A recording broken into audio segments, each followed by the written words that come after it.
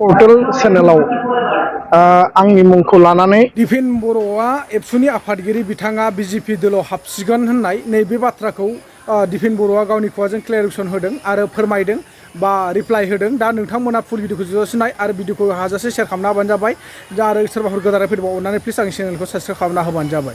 दा बेनो दिपेन बर' बिथांखौ साननैसो सिगां गोबांथार निउस पर्टेलफ्राव बा इउटुबारफ्रा गोबांथार माने ससियेल मिडियानि गेजेरजों बुंदोंमोन नङा होमबा दिपेन बर' एबसुनि आफादगिरिया बीजेपी दलाव हाबसिगोन मासिगोन होननाय अबसे आंबो दहाय एसे आगोलाव होदोंमोन बे चेनेलावनो। दा दिपेन बर' बिथांनि नैबे रिप्लाइ भिडिअखौ आं नुदों। दा बेखायनो आं नोंथांमोननो होफिनदों। मानो होनना बुङोब्ला थारैनो दिपेन बर'आ बा एबसुनि आफादगिरिया एबसु आफादगिरि बिबानखौ नागारनानै थारैनो बीजेपी दलाव जयनिं जामारसिगोन नामा नोंथांमोनहा बेखौ गोबाङानो कनफिउस जानानै दङ बा आंबो जादों नङा होमबा। बेखायनो दा जोङो दिपेन बर'नि खुगानिफ्रायनो खुद खोनासंना लानोसै आरो दिपेन बर' बिथाङा मा बाथ्रा बुंदों नोंथांमोनहाबो खोनासंनानै लादो। लोगोसे आंबो नोंथांमोनजोंनो खोनासंफालांदिनि।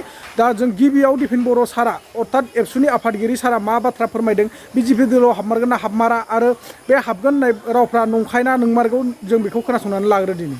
थांनाय साननैसो सिगाङाव नुदों जे गोबां टिभि चेनेल ससियेल मिडिया आरो माखासे पर्टेल चेनेलाव आंनि मुंखौ लानानै राजखान्थियारि माखासे निउस बा बेबायदि सर्सा बेबायदि परिबेसखौ आंबो नुदों।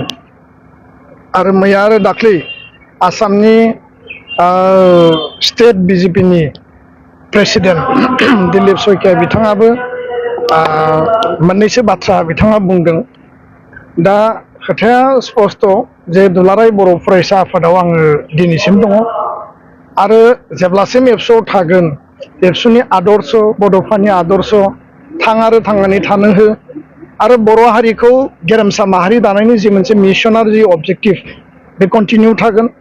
आरो बे बेलायाव बायदिसिना सर्सा मालाबा फैयो खिन्थु दा जिहेतु बेबायदि थासारि जेबो गैया आरो बेखायनो आङो खावलायदों जे जि मोनसे परिबेस परिस्थितियाव पलिटिकेलि आरो पलिटिकेल सिनारियाव जि सर्सा सोलिबाय थादों बे सर्साजों आंहा थोंजोङै जेबो लोब्बा गैया। आरो बेखायनो थांनाय समफ्राव समाजनि हारिनि बिटिआरनि आसामनि रायजो राजानि जौगानाय आरो सिबिनायनि थाखाय दुलाराय बर' फरायसा आफादनि जिल्ला मिरु गुबुन गुबुन लेभेलनि दैदेनगिरिफ्रा मावथिफ्रा गुबुन गुबुन हानजायाव बा गुबुन गुबुन राजखान्थि फोथाराव खामानि मावहैदों। बेबायदि थासारि परिबेस परिस्थितिखौ नायनानै जिहेतु फैबाय थानाय 2022 बिटिसि इलेक्सन दङ 2026आव जिहेतु आसाम बिधान सभानि इलेक्सन दङ बे बिटिसि आरो बिधान सभानि इलेक्सनखौ नोजोर बोनानै माखासे सर्सा माखासे परिबेस परिस्थिति बा सम्भावनाखौ मेडियायाव बेबायदि आल'सना खालामनाया सोलिबाय थादों। आं बेखायनो खावलायदों जे जिखिनि बेयाव आल'सना सम्भाबना बा परिबेस जाबाय बेखिनिया थोजासे बेनिख्रुइ आरो बांसिन बेबायदि सर्सा खालामनांगौ दङ होननानै आं सानाखै। आरो गोबाङा गोबां बाथ्रा बुंगोन माखासे वेलवेजारा माखासे खोथा बुंगोन आरो बेखायनो माहारियारि आफादाव थानानै माहारिबाद माहारिनि थांना थानाय माहारिनि रैखाथि माहारिनि सिनायथि जातीयताबाद जाति सत्ताखौ लानानै जेब्लायबो जि समसिम आङो हाबा मावगोन बेबायदि राजखान्थि परिबेस परिस्थितिखौ लानानै आङो जेबो सानथ'वाखै आरो साननांगौ गैया होननानै आं सानदों।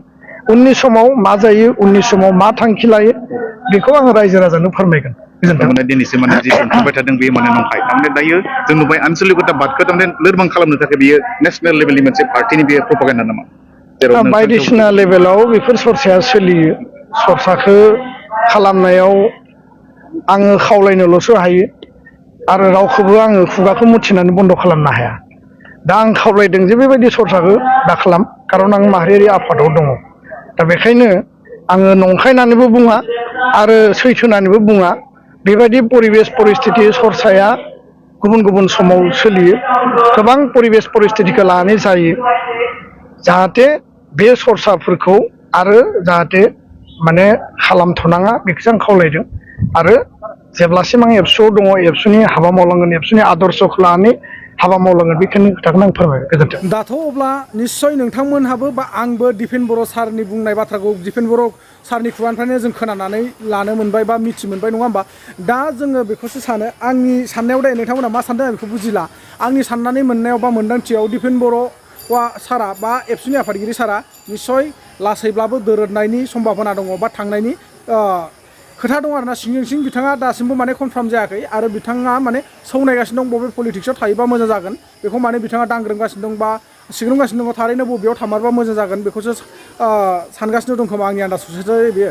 खिन्थु नोंथांमोना मा सानदों बेखौ आं जेबो बुजिया। नोंथांमोनाबो नोंथांमोननि माइन्डआव जि सानना मोनदों निस्सय कमेन्ट सेक्सनाव फोरमायहर आङो नेनानै थागोन। दा बेनो जिथुनाखि आङो ओरैबायदि सानो जिथु दिपेन बर' आफादगिरिया बा एबसुनि आफादगिरिया मोनसे आफादखौ दैदेनगिरि बा मोनसे संगठनखौ दैदेनगिरि हिसाबै आरो अल जोंनि बर' रायजो राजाफोरखौ सामलायगिरि हिसाबै बिथाङा जि जायगायाव दङ बे जायगायावनो थायोब्ला मोजां जागोन नामा। मानोना प्रमद बर' सार बायदि सासे पलिटिक्सआव थांनाय लोगो लोगो बिथाङाबो थगायग्रा जाहैगोन नामा आं बेखौसो सिन्था जादों। मानो होनना बुङोब्ला दिनै दिपेन बर' सारा दा जिबायदि खामानि मावनो थांगासिनो दङ मावलांबाय था एबसुनिनो जानानै नोंथाङा आफादगिरि बिबानावनो थानानै समाजनि थाखाय बा बर' रायजो राजानि थाखाय मोजां खामानि मावलांबाय था बेखौसो आङो सानो। आरो नोंथाङा बैफोरबायदि गाज्रि माखासे जोंहा मोनसे संगठनावबो किसुमाना मोजां गाज्रि मानसि थायो नङा होमबा। बै गाज्रिफोरखौ एसे नोजोर हो गाज्रिफोरखौ नोजोर होनानै नोंथाङा दबथायनांगोन। आरो रायजो राजा पाब्लिक नों आंहाबो गोरोन्थि मावदोंब्ला सोर बबेथिं थांदों थाङाखै बेफोरखौ नोंथांमोना नोजोर हो। पलिटिक्सनि गेजेराव हाबालासिनो नोंथांमोना बा पलिटिक्सजों लोब्बा लोब्बा लायालासिनो नोंथांमोना गेजेरनि जानानै मोननैबो हानजानि जानानै बा मोनथाम जेसेबांखि पलिटिक्स थाया मानो मोनफ्रोमबो पलिटिक्सखौ गेजेरावनो दोननानै बा नोंथांमोना गेजेरावनो थानानै मोजाङै मोजां बर' रायजो राजानि थाखाय सिन्था सरसा खालामनानै खामानि माव बेखौसो आं आसा खालामो आरोखि। दा सोर मा सानदों बेखौथ' आं बुंनो हाया। दा नोंथांमोना गोरबोनि साननायखौ नोंथांमोना कमेन्ट सेक्सनाव फोरमायहरदो। आङो आसा फारियो बेफोरबायदिनो जाहाथे अल बड' स्टुडेन्ट इउनियननि आफादगिरि जानानै जोंहा दिपेन बर' सारा खामानि मावबाय थादों जेब्ला आरो इयुनसिमबो मावलांबाय थागोन होननानैसो आङो मिजिंथिनाय थाबाय।